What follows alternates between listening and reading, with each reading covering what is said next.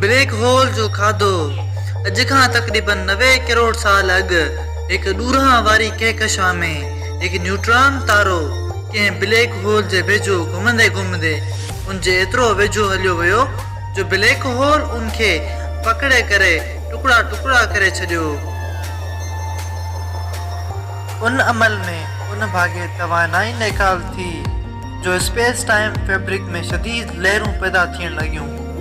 उन साल 14 अगस्त जो स्पेस टाइम जूं ही लहरूं ज़मीन ताईं पहुतियूं जिते कशिश वेव डिटेक्टर लीगो उन्हनि लहरनि जी मौजूदगी खे सुञाणे वरितो।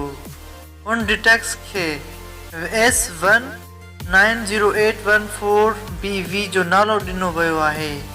साइंसदाननि मूजिबि ही हिकु बाइनरी सिस्टम हो, यानी 2 तारा हुया जेके वेझड़ाई कशिश शकल सां हिक ॿिए सां जोड़ियल हुआ।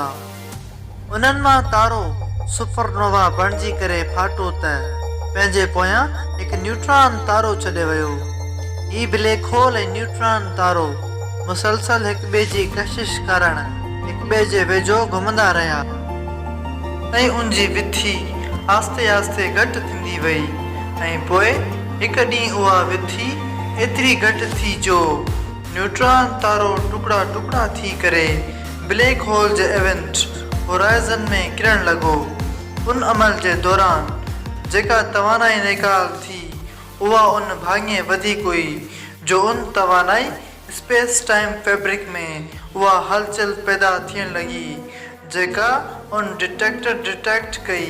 उन खां अॻु लाइगो में 2 ब्लैक होल्स पाण में ज़िम थियण सां पैदा थियण वारियूं लहरूं बि डिटेक्ट कयूं वयूं हुयूं। उन खां सवाइ 2 न्यूट्रॉन तारनि जे ज़िम थियण सां पैदा थियण वारियुनि लहरनि खे बि डिटेक्ट कयो वियो आहे।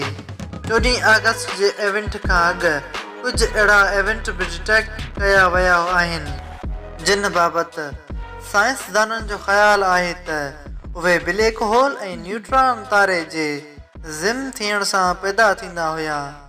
पर 14 अगस्त जो रिकॉर्ड कयल उन्हनि सिग्नल अॻु मिलण वारनि सिग्नल्स खां घणो वधीक पधिरा आहिनि। ब्लैक होल जे उन खाधे न ख़ाली स्पेस टाइम फैब्रिक में लहरूं पैदा थींदियूं आहिनि जिन खे डिटेक्टर डिटेक्ट ॻोल्हियो, बल्कि उन अमल में घणे भाङे में बरक़ी मक़नातीसी तवानाई बि निकाल थींदी आहे।